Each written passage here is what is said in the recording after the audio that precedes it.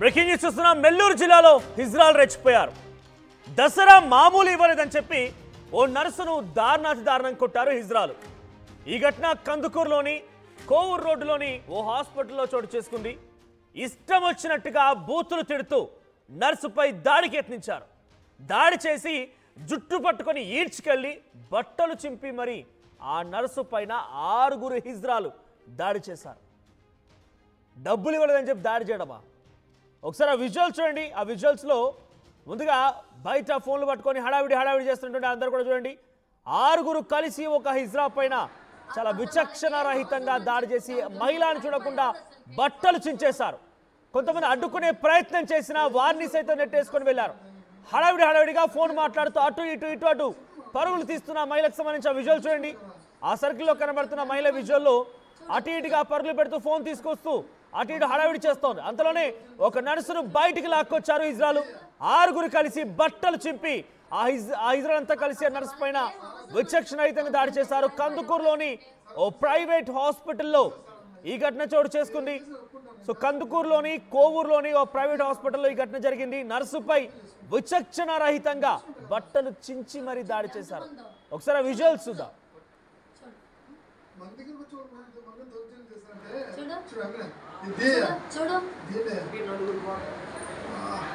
అసలు వాళ్ళకి ఏం అవసరం అని చెప్పు. దాంతో ఎవరు అసలుకి ఏం చేసి ఒప్పుకుంటాం, నేను చేస్తాను సార్. వస్తే చెప్పు మనం అర్థం చేసుకోండి, నేను చూసుకుంటా కదా. చూడు ఎంతమందో చూడు మన దగ్గర వచ్చి మనం దౌర్జన్యం చేస్తారంటే చూడు అసలు వాళ్ళకి ఏం అవసరం అని చెప్పు. దాంతో రైట్. అయితే నర్సుపై దాడి చేయడానికి సంబంధించిన అంశం పైన డైరెక్ట్ గా తనే స్పందించారు. ఆర్టీవీతో మాట్లాడుకొచ్చారు. ఎందుకు దాడి చేశారు, ఏం జరిగింది, తన మాటలను విందాం. నా పేరు రాజలక్ష్మి సార్. నేను హర్నీ హాస్పిటల్లో స్టాఫ్గా పనిచేస్తుంటాను. అయితే మా హాస్పిటల్ దగ్గరికి హిజ్రాయేలు ఒక 4 వచ్చారు. వాళ్ళు వచ్చి మాకు డబ్బులు కావాలి అని చెప్పి వచ్చారు.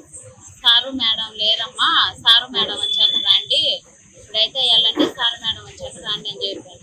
సార్ లంచ్కి వెళ్ళి ఉన్నారు, కింద లేరు, పైన ఉన్నారు. సార్ లంచ్కి వెళ్ళి ఉన్నారు, సార్ వచ్చాక రండి, సార్ వచ్చాక వాళ్ళని అడిగి తీసుకోండి అని చెప్పాను. వాళ్ళు అనుకోకుండా నువ్వేంది మాకు చెప్పేది అని చెప్పి నా మీద కలపడటానికి జుట్టు పట్టుకొని కొట్టి తమ చాపలు వేసి కొట్టి తలకేసి కొట్టారు. తర్వాత నేను ఆత్మరక్షణ కోసం నేను ఫ్లాట్ అడ్డం పెట్టుకున్నా కానీ అయినా కానీ కుర్చీ తీసుకొని నా మీదకి ఇసిరేసారు. కుర్చీ తీసుకొని కొట్టారు. తర్వాత మళ్ళీ నేను ఇంకా దెబ్బలకు బరాయించలేక నేను ఫ్లాట్ అడ్డం పెట్టుకున్నా కానీ వాళ్ళు కొడతానే ఉన్నారు. నాకేం చేయాలో అర్థం కావట్లేదు. ఇంకా ఫ్లాట్ ఇట్లాగా అడ్డం పెట్టుకుని ఉన్నాను. ఆ ఫ్లాట్ ఇంకా నేను తర్వాత కింద పడేసి నన్ను దమ్మ కొట్టి రోడ్డు మీదకి ఈడ్చుకొని పోయి నా జేబులో ఉన్న డబ్బులు, నా చేతుకున్న ఉంగరం మొత్తం పీక్కున్నారు రోడ్డు మీద. తర్వాత చుట్టుపక్కల జనాలు అందరూ వచ్చారు. తర్వాత వాళ్ళు అక్కడ చందాలు అడుక్కుంటా ఉన్నారు. వాళ్ళు కూడా కొంతమంది ఇజ్రాయిల్ వాళ్ళు కూడా వచ్చి నన్ను అందరు కలిసి ఒక 5-6 మంది దాకా కొట్టారు. తమ కొట్టారు.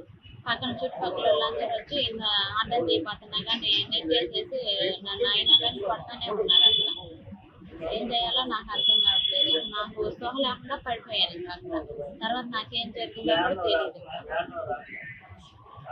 నేను ఇక్కడికి పోలీస్ స్టేషన్కి వచ్చాను సార్ కేసు. రైట్. దాడి చేయడం ఘటనపై నర్సు స్పందించారు. మా ప్రతినిధి శ్రీనివాస్ కూడా సిద్ధంగా ఉన్నారు ఫోన్ లైన్లో. శ్రీనివాస్, ప్రెసెంట్ ఒంగోలులోని కందుకూరులో ఓ హాస్పిటల్లో జరిగిన నిర్వాకానికి సంబంధించి పెద్ద ఎత్తున ఇప్పుడు సోషల్ మీడియాలో వీడియోస్ వైరల్గా మారాయి. హిజ్రాలంతా కలిసి ఓ నర్సు పైన మహిళను కూడా చూడకుండా బట్టలు చించేసి దాడి చేయడం ఇలా చూడాలి. సో ఏం జరుగుతోంది అక్కడ? హాస్పిటల్ యాజమాన్యం ఏం చెప్తోంది?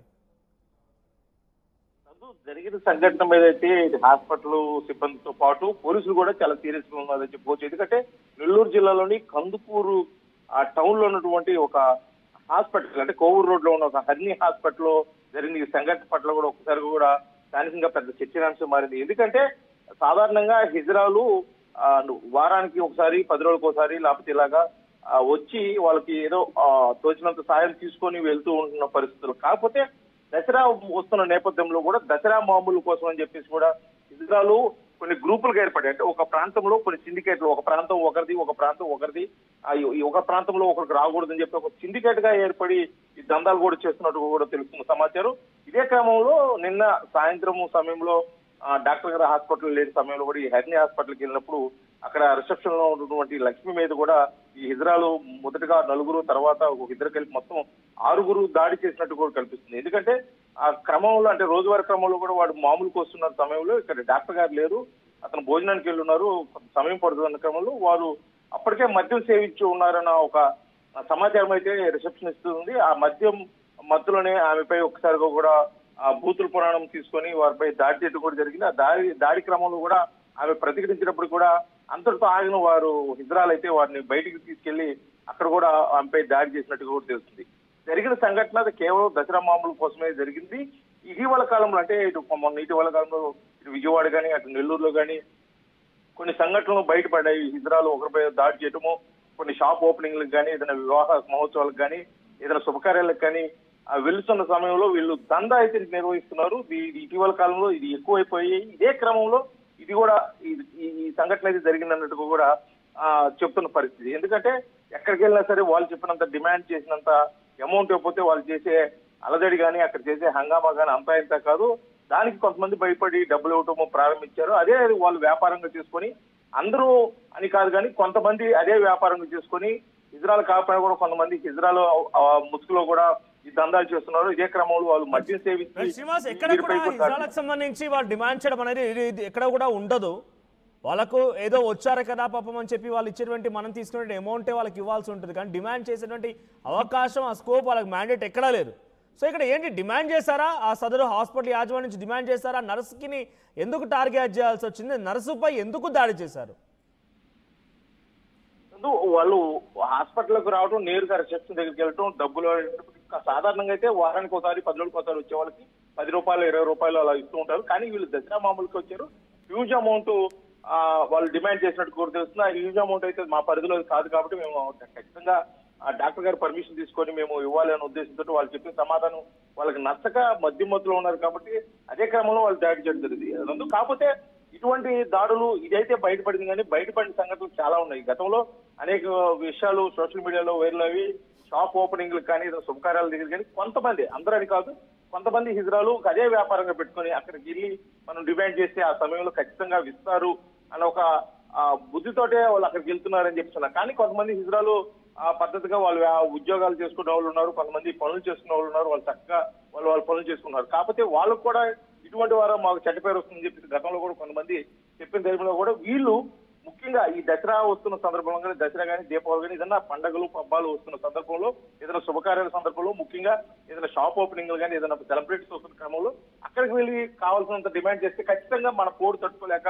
వీళ్ళు ఇస్తారని ఒక దుర్బుద్ధితో అయితే గత కొంతకాలంగా వ్యాపారం జరుగుతున్నట్టు చెప్పుకోతుంది. ఎందుకంటే ఇదే క్రమంలో అక్కడ గతంలో ఒంగోలులో కానీ, నెల్లూరులో కానీ పలు ప్రాంతాల్లో కూడా జరిగాయి. అక్కడ డబ్బులు ఉన్న సందర్భంలో కూడా వాళ్ళు బట్టలు విప్పేసి కూడా వాళ్ళు నిరసన తెలియజేసిన పరిస్థితుల్లో కూడా ఉంది. అదే క్రమంలో ఇది కూడా జరిగి ఉంటుంది. పోలీసులు ఏం చెప్తున్నారు? వారిని అరెస్ట్ చేశారా? వారిపై కేసులు నమోదయ్యాయా? పోలీసులు అయితే కేసు మీద చాలా సీరియస్ గా తీసుకున్నారు. ఎందుకంటే ఇటువంటి అయితే ప్రోత్సహించేది కాదు.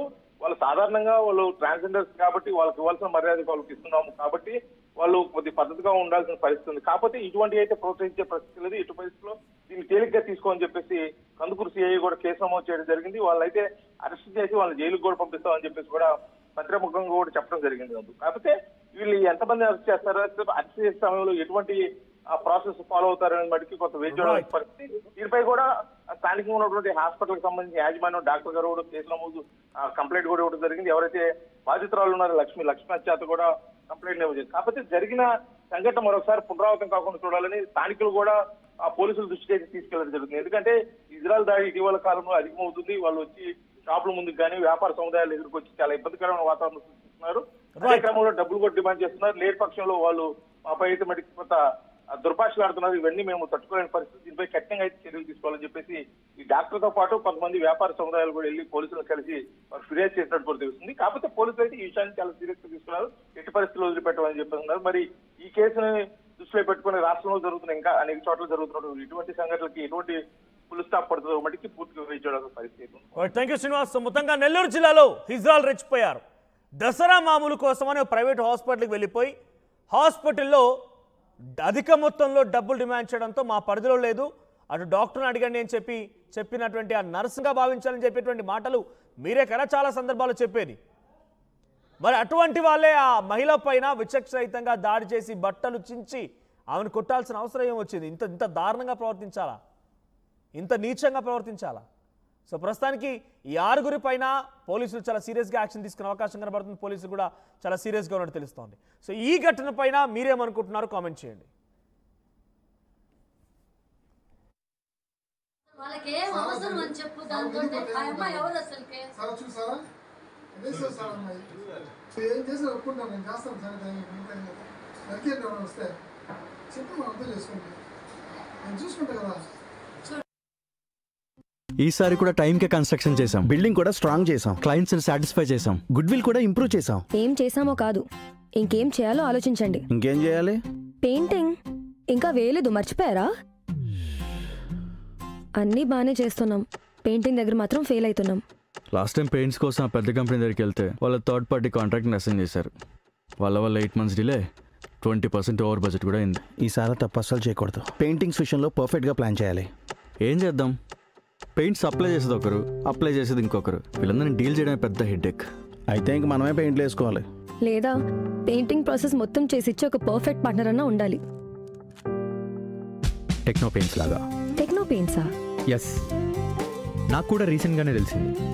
పెయింట్స్ తేవడం నుంచి గోడ మీద వేయటం వరకు మొత్తం ఒకే టీం చూసుకుంటుంది. మిడిల్ మ్యాన్ ఉండరా? ఉండరు. So no quality loss.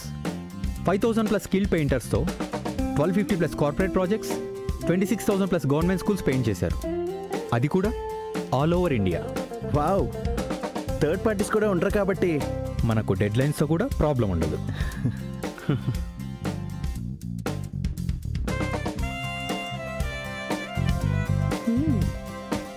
Perfect. From the factory to the wall, Techno Paints does it all.